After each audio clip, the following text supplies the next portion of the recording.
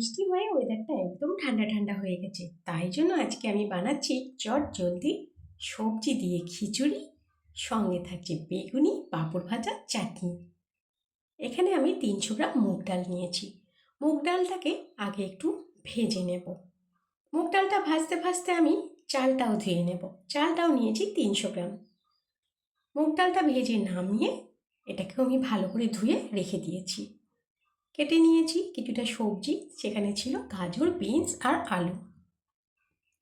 কড়াই তেল দিয়ে তেল গরম হলে আমি আলুটাকে দিয়েছি। আলুটাকে দিয়ে আগে একটু ভালো করে লাল লাল করে ভেজে নেব। আলুটা ভেজে তুলে ওই তেলের মধ্যেই আমি গাজরটা দিয়ে দিয়েছি। গাজরটাকেও আমি হালকা ভাজা করে নেব। তারপর গাজরটাকেও তুলে বিনসটা দিয়ে দিয়েছি। বিনসটাকেও আমি ভেজে নেব, ভেজে তুলে নেব।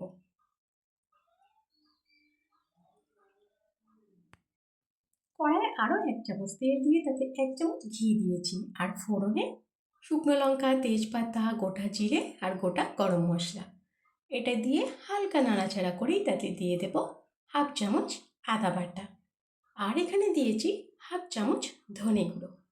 মশলাটা মিশিয়ে নিয়েই আমি এর মধ্যে ভেজে রাখা মুগ ডালটা দিয়ে দেব।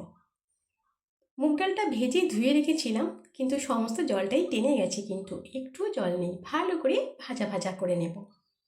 মুগ ডালটা একটু ভাজা ভাজা করে তার মধ্যে দিয়ে দেব ধুয়ে রাখা চাল।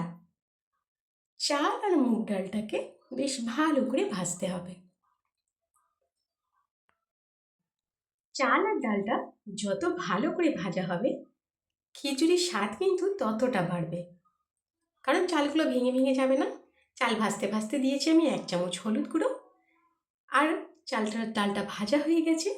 গ্যাসে একটা আমি হাঁড়ি বসিয়ে দিয়েছি। চাল আর ডালটা হাঁড়ির মধ্যে ঢেলে দিয়েছি। দিয়েছি একটা টমেটো কেটে, আর ভেজে রাখা সবজিগুলো সব ওর মধ্যে দিয়ে দিয়েছি। আর এখানে আমি গরম জল ব্যবহার করেছি। গরম জল ব্যবহার করলে খিচুড়ির স্বাদ আরও বাড়ে। দিয়েছি এখানে কয়েকটা চেরা কাঁচা লঙ্কা। আর দিয়ে দেবো স্বাদ অনুযায়ী এখানে নুন দিয়ে দেব। তারপর ভালো করে সবটা একবার মিশিয়ে দেব, দিয়ে এখানে ঢাকা দিয়ে দেবো হাঁড়ি। এদিকে আমি একটা বেগুন কেটে নিয়েছি, তার মধ্যে নুন আর হলুদ দিয়ে ভালো করে মেখে নেব। নিয়ে নেব এখানে বেসন।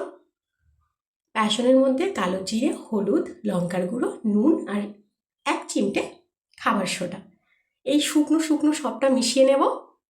এরপরে অল্প অল্প করে জল দিয়ে ব্যাটার তৈরি করে নেব।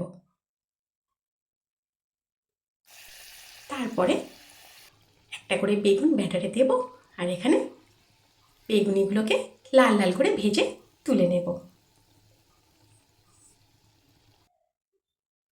এখানে নিয়েছি আমি কিছুটা টমেটো, জলের মধ্যে দিয়ে সিদ্ধ করে তার ওপর থেকে খোসাটা ছাড়িয়ে নিয়েছি, আর একটু ওটাকে ম্যাশ করে রেখে দিয়েছি। টমেটো সিদ্ধ জলটা দিয়েই আমি এখানে তেঁতুলের মধ্যে দিয়ে ভালো করে চটকিয়ে তেঁতুলের যে খোসা এইগুলোকে তুলে ফেলে দিয়েছি। কড়ার মধ্যে সামান্য তেল দিয়ে তাতে 5 ফোড়ন দিয়ে টমেটোটা আগে দিয়ে দেব। টমেটোটা দিয়ে একটু মিশিয়ে নিয়েই আমি এখানে মিশিয়ে রাখা তেঁতুলটা দিয়ে দেব, আর টমেটো সিদ্ধ জলটাকেও দিয়ে দেব। ভালো করে মিশিয়ে এর মধ্যে দিয়ে দেব স্বাদ অনুযায়ী নুন। ভালো করে ফুটে উঠলে তখন এখানে গিয়ে যেরকম মিষ্টি পছন্দ করেন সেই অনুযায়ী চিনি দিয়ে দিতে হবে। টমেটোর চাটনিটা ততক্ষণ ফুটবে, একটু ঘন হবে। এটাকে ফুটতে দিয়ে দেব। এদিকে খিচুড়িটা প্রায় হয়ে এসেছে।